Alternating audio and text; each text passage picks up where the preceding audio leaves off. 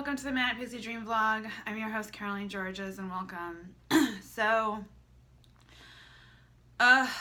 like almost a month since, it's been a little over a month since I stopped stripping, and I don't know, it's cleared my head a lot, but it hasn't made life easier, you know? I'm not hurting people. I'm not hurting myself. I'm not putting myself through trauma on a nightly basis to make money. Because that's the thing. Like, when you're stripping,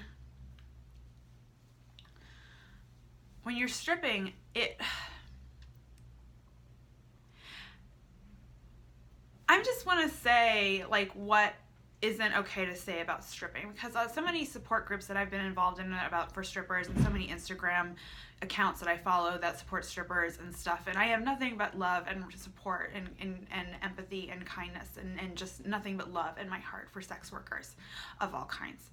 And but these are toxic environments for women. They are.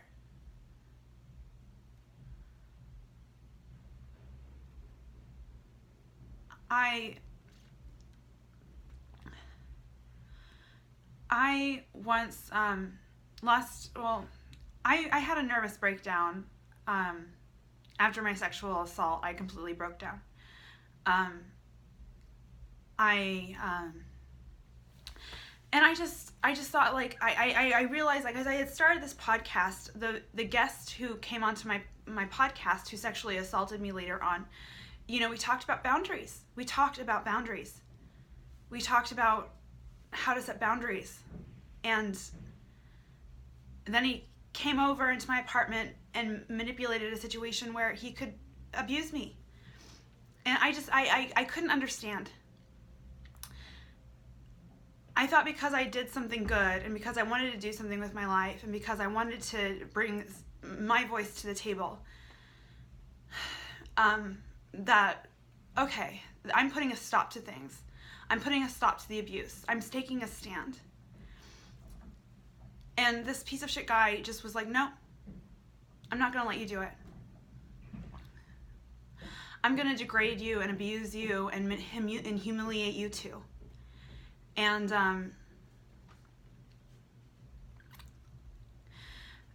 so many men that go into strip clubs just have a hatred for women. They hate women. And they want to go into a strip club to be abusive. And a strip club is a place that they can go where they can see, I can go in there and be abusive to women. And all kinds of men. Some are wealthy, some were poor, some were young, some were old, some were black, some were white. All kinds of men would go in there and be abusive. They'd be rude, they'd be cruel, they'd be insulting. They'd touch you, they'd grope you. But it was the game. That was the game. You know, with the guy who sexually assaulted me, that was not the game I was playing with him. And, you know, I feel so bad for Louis C.K. And I know that's another thing that's not okay to say, but I feel bad for him. I can't help it. I feel guilty for him. I think it went too far. I don't know. I mean, so many people, it's just like, have you talked to his victims? Have you talked to the women that called him out? Have you talked to them? You know, because I see on so many podcasts, on so many comedy podcasts where they talk about Louis C.K. and they talk about Louis C.K., you know, and how he's doing and stuff, but have you talked to his accusers? Have you talked to these women? Because these women would say that they regret it, that it didn't make the situation better, that it didn't help their situation. How do we find common ground?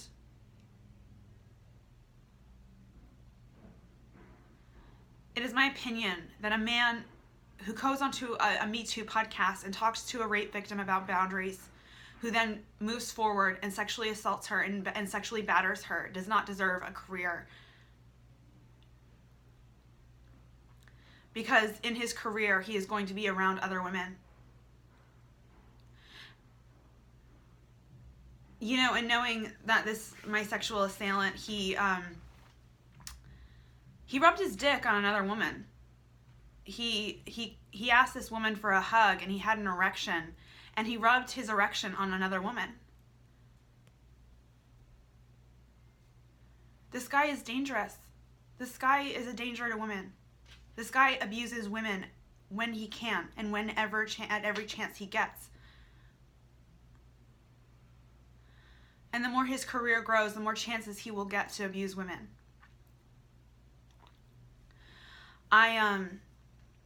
This is what I was planning. I was planning a boost squad. I was going to go to one of his shows with a group of my friends and supporters and boo him. At a high school graduation I went to when I was 14, there was a boost squad there because one of the students who was graduating that year raped a girl on a school trip and got away with it. And the girl that accused him, her friends and her family members all came to this boy's graduation and booed him for raping her. And that sent a message. I knew at 14 years old that sent a message. And I knew at 14 years old that this boy would have his actions of raping a girl tattooed on his face for the rest of his life. And I see that as justice. Because at work, I was getting sexually assaulted all the time by men who knew that they were going into a place where they could get away with it.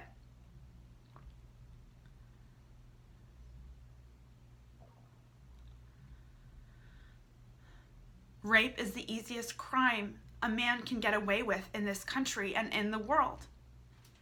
Look at Jeffrey Epstein and look at what they were doing to those girls, and these people are the world leaders. Look what they were doing to those girls. And Jeffrey Epstein was killed, and with that, justice for those girls was killed as well.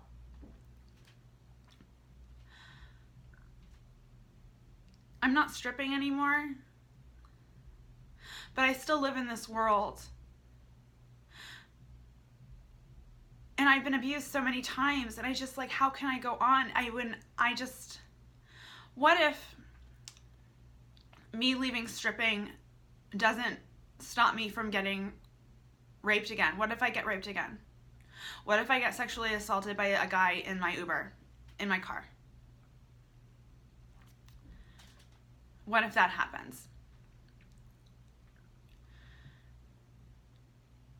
And then I realized, I think about things so singularly to me sometimes. And, but just being a victim of rape, being a survivor of rape has made me feel so close to so many women. Because this could happen to you. Every woman I meet, this could happen to her. What happened to me could happen to her. And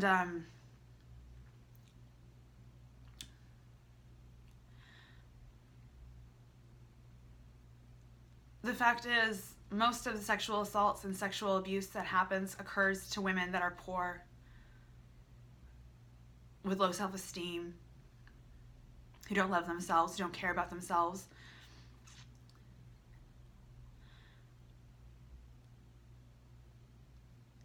Those are the girls that sexual abusers are going after.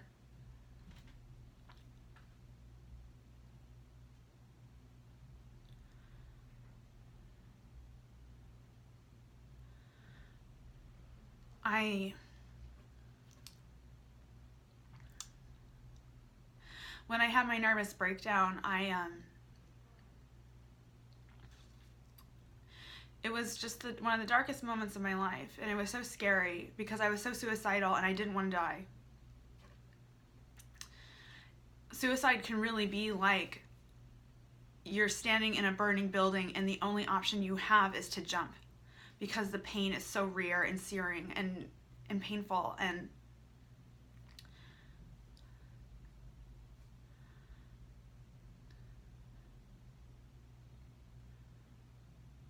And the man who triggered that, who put me through that, is doing fine. He's doing fine.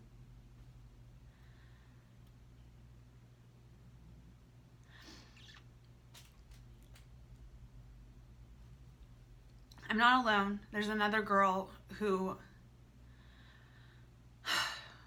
was sexually assaulted by him.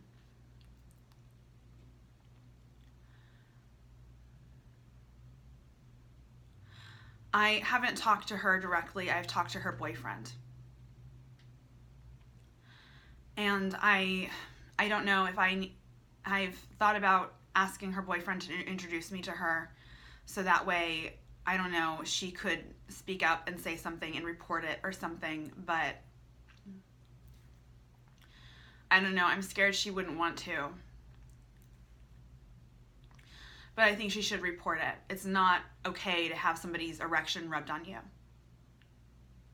It's not okay to do that. And it's scary that there are men who know better. I know for a fact that my sexual assailant knew better because he sat with me for 2 hours and talked to me about boundaries on my podcast. And he did it again. He did something disgusting and gross and degrading to another woman. He's a rabid dog. And there's nothing I can do except what I was planning on doing.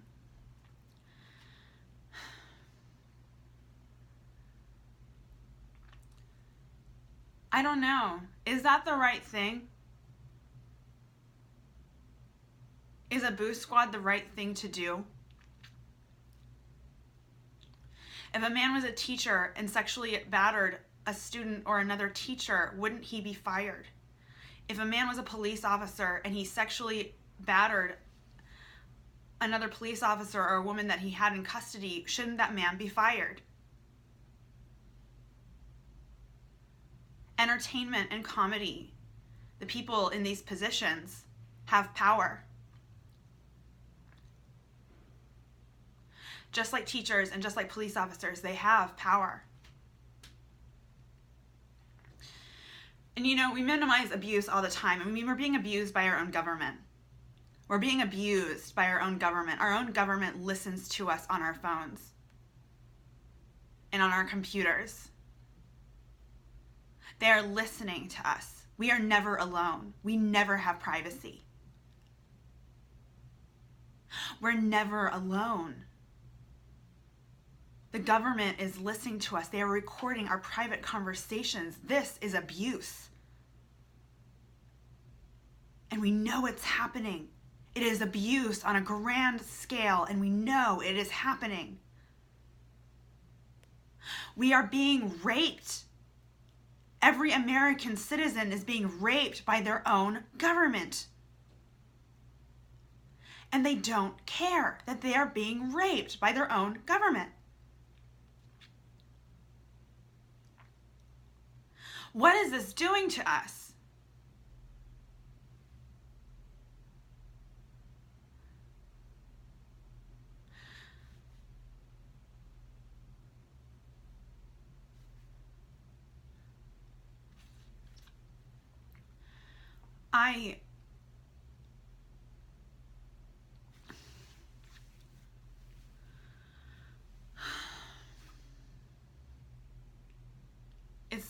It kills me. It fucking kills me. But oppressive governments have existed all throughout time. Governments have controlled their citizens in disgusting, maniacal, horrifying ways throughout time. And maybe we see being recorded on our phones and on our computers as just, what are they doing? What are they doing for us? How are they helping us? How are they, what is recording our conversations doing?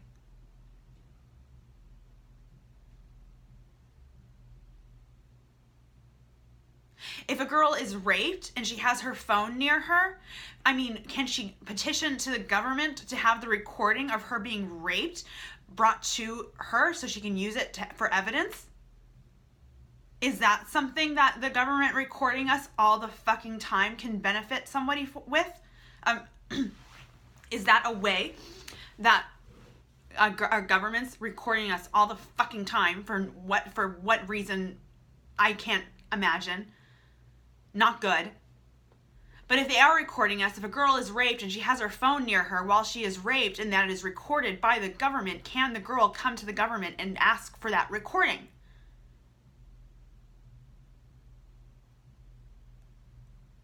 No. No, she can't. It doesn't seem that that's where we're at yet.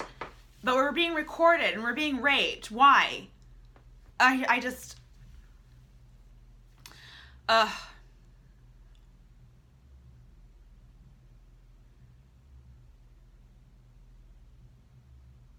The government recording us is fucking with our heads. It is. I know I must seem crazy saying that, but it is. It has to be. It is.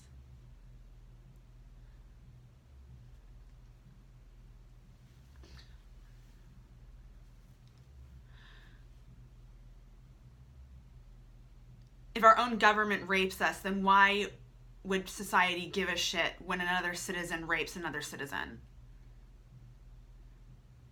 If the government is raping us, then why would we give a shit when Bill Clinton went on the Jeffrey Epstein Lolita Express 27 times?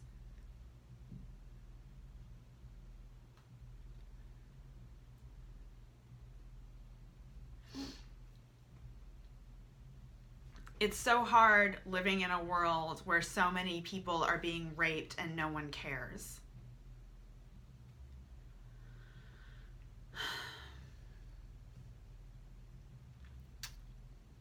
Anyways. Well, that's my... sometimes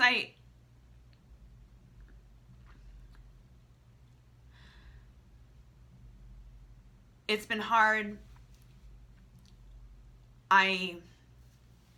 It's been hard trying to talk to God. I've been having a hard time spiritually. I haven't gone to church in a really long time, and I haven't been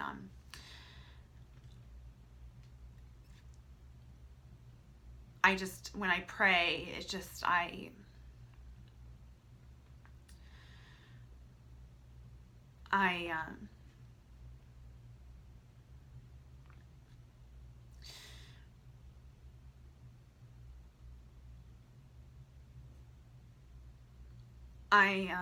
just been really struggling spiritually, and I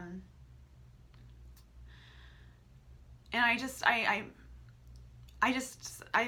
feel like I've suffered so much, and I don't want to dismiss other people's suffering, because so many people have suffered much worse than me and have had much more tragic lives than me, and but I feel like when am I done? You know, that was when I was 13, I was just like, okay, well, this was the worst thing that's ever going to happen to me.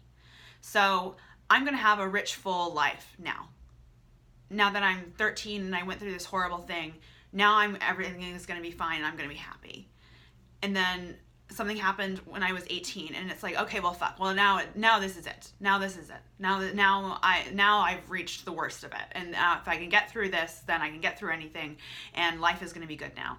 And then another bad thing happens, and then another bad thing happens, and it's just like, I just feel like life has just, I feel like I'm juggling so many balls of just trauma and pain that I'm just dropping them, you know, and I'm just dropping all these balls, and I'm just like, I can't juggle another ball. I can't juggle another sexual assault. I can't juggle another rape. I can't juggle another abuse. I can't juggle another trauma. You know, I'll drop the balls, you know, and I did, and I am, and it's just, and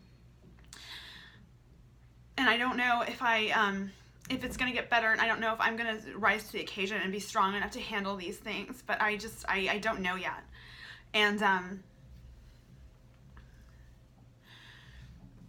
but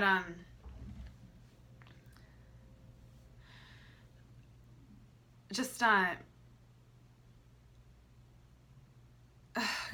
I just,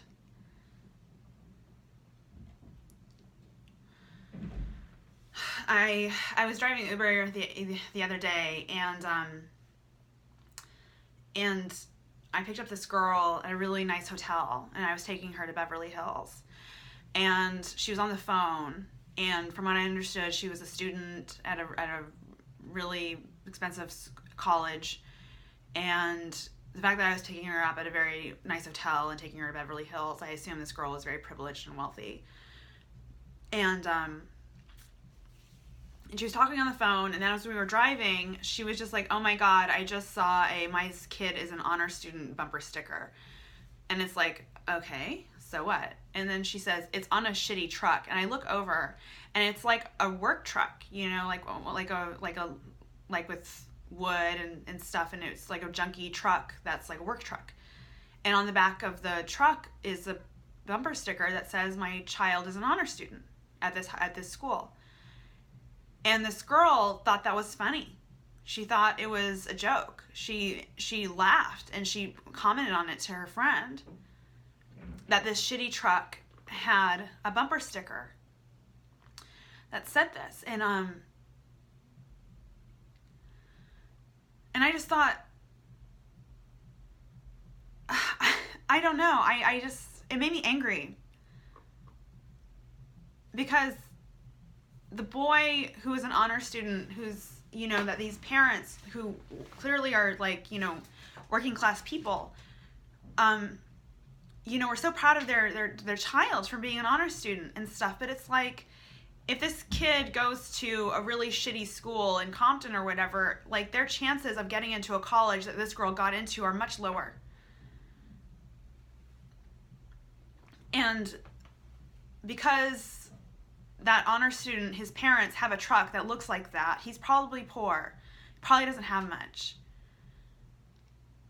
And I felt so bad for this honor student, you know what I mean, that bumper sticker was referencing. And I just thought, like,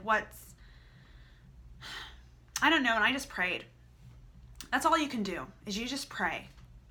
And I just said, God, like, give that honor student 10 scholarships to whatever college they want to go to.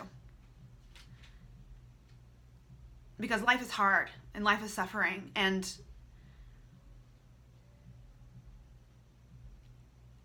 that honor student deserved the life that girl had.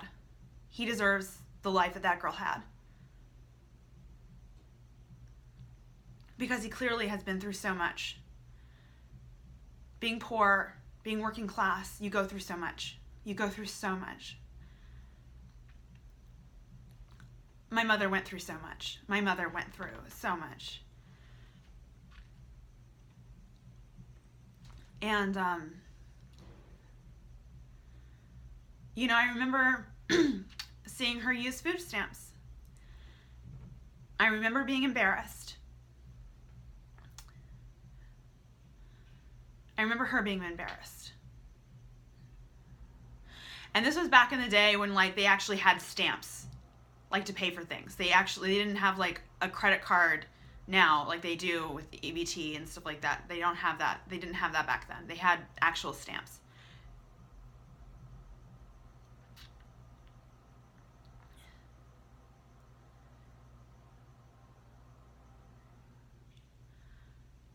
But we live in a world where a wealthy girl who goes to an Ivy League school, who stays at nice hotels and lives in Beverly Hills, mocks and laughs an honor roll student because his parents are poor.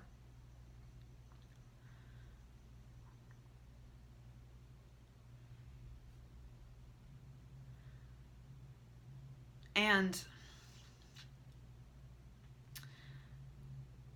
we live in a world where rape is the easiest crime someone can get away with, aside from jaywalking.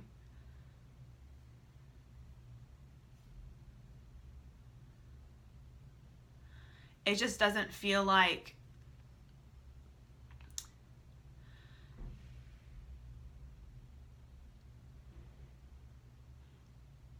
what is being done to strengthen the needy? What is being done to strengthen the poor? Because it doesn't seem like there's enough being done, and it feels like the chips are always stacked against you if you start out with nothing. The chances of you getting more than that just don't seem as likely.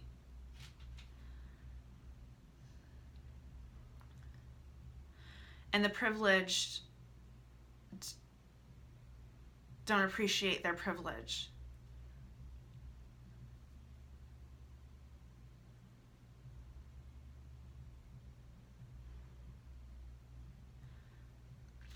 Anyways, that's my vlog for today. Have a lovely... Well, one more thing. My ex-boyfriend had an anxiety attack, and he had to pull over on the side of the road, and he has really bad anxiety attacks, and he grew up pretty privileged. And you know, and he told me how emotional he got hearing about my life and about my experiences and kind of some trauma I went through as a kid. And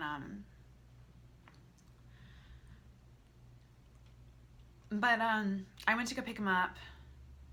I drove him home, and I stayed with him. And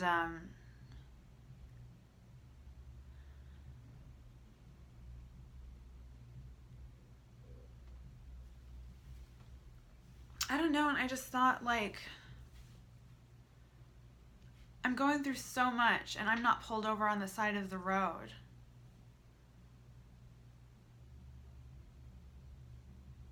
And I want to be all the time. I have anxiety driving all the time. And I need to pull over on the side of the road. I need to breathe, and I can't. I don't have time.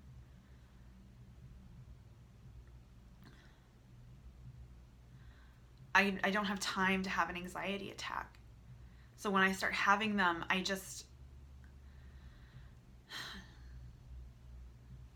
don't know.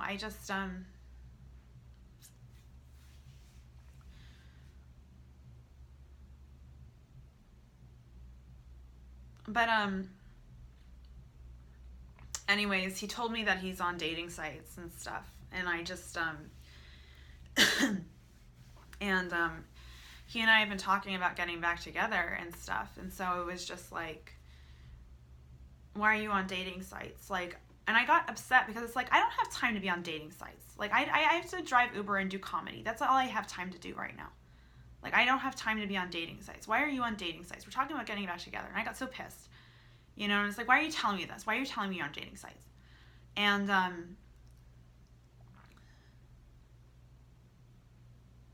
I thought it was insensitive, and I thought it was kind of mean. And it's like, why couldn't he see that 13-year-old girl that been through so much, the girl that he was crying for, and just say, you know what, maybe she doesn't deserve for me to throw out that I'm on dating sites.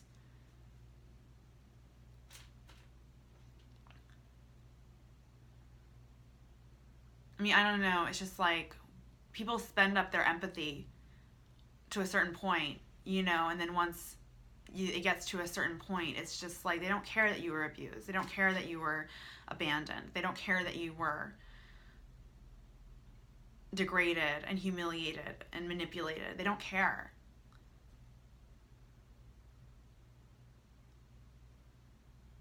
Because what's more important is seeing the reaction on your face when you find out that they're on dating sites after you just broke up and after you talked about getting back together. And